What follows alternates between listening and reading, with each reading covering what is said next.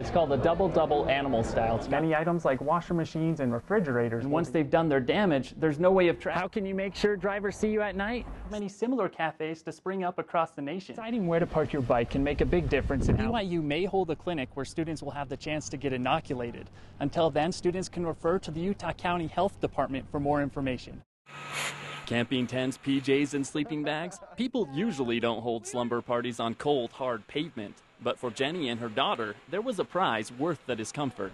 We used to have to go to Vegas to get an In-N-Out burger, and nobody can compare. No. Nobody. We woke up and we had frost. Oh, about that much frost on our blankets this morning, but it was worth it. Others camped out beside the mother-daughter duo, while some preferred to wait in the comfort of their cars. We've had people here for 30 hours waiting in the drive-thru, and they're so excited. This is a burger a lot of the people have been telling me you gotta try. It's called the double-double animal style. It's got 200% beef patties with cheese, pickles, lettuce, tomatoes, onions. Haven't tried it yet. We'll see how it is. Could a burger's flavor alone drive in the flocks of fans, or did it take something more? It makes me feel like I'm at home. I've been out here since 5 o'clock last night. Just waiting. For many taste buds, that wait is finally over, and the feasting has begun. Adam Belinsky, BYU Daily News, Orem. When BYU patrol officer Adrian Jim couldn't find his bike, he got a little worried. I was just thinking maybe someone had borrowed it, but nobody usually borrows, a police bike. It was just like a bad feeling, like, gosh, I lost this bike, it's a police bike. It's like losing a patrol car, BYU patrol bikes don't get stolen often. It's much more common for people to steal something less conspicuous. This semester alone, nearly 90 student bikes have gone missing. Mason Kearns has lost 2 bikes since coming to BYU, and you'd think that'd make him a little cautious. It's not worth my while to lock it up. I lose time in between classes. And I figure if somebody's desperate and needs to steal a bike, let them steal my bike. Whoever owns this bike sees it another way. It's got not 1, but 3 locks weaving through it. Locks help, but there's more you can do. Deciding where to park your bike can make a big difference in how safe it is. Some places are simply more secure than others. How long you park your bike also affects your odds. Don't leave them there for 6 months. If you're going to leave it there for even several days, take it back to your apartment. Don't let your bike have the appearance that it's abandoned. Still, people like Officer Jim go to show no one is immune to being robbed. Jim got lucky. He eventually caught the man who pedaled off with his bike, but that's an exception. Most stolen bikes are never recovered. Adam Belinsky, BYU Daily News on BYU campus.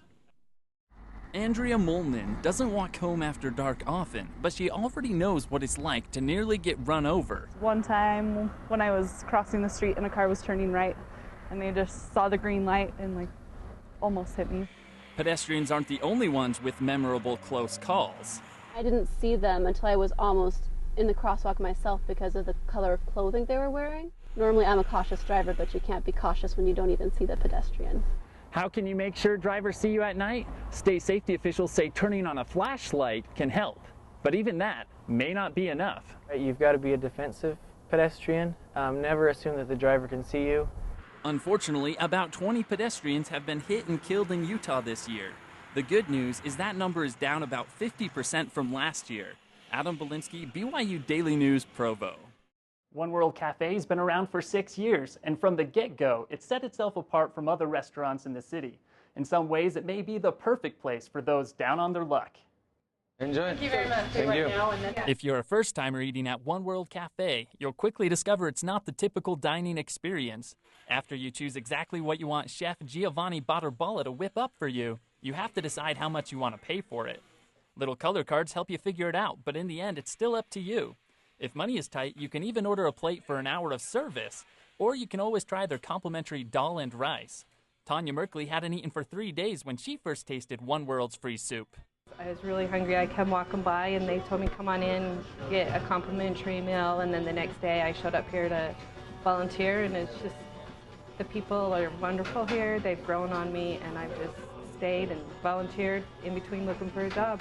Chef Batterballa says the demand for complimentary dishes has noticeably increased because of the economy. We have more families, children, a lot of single parents come here, everybody comes here now. You know, shows how hard it is, you know, out there. One World's approach has inspired many similar cafes to spring up across the nation. In fact, its founder, Denise Soretta, is currently in New Jersey helping like-minded entrepreneurs get a cafe started there. Back to you.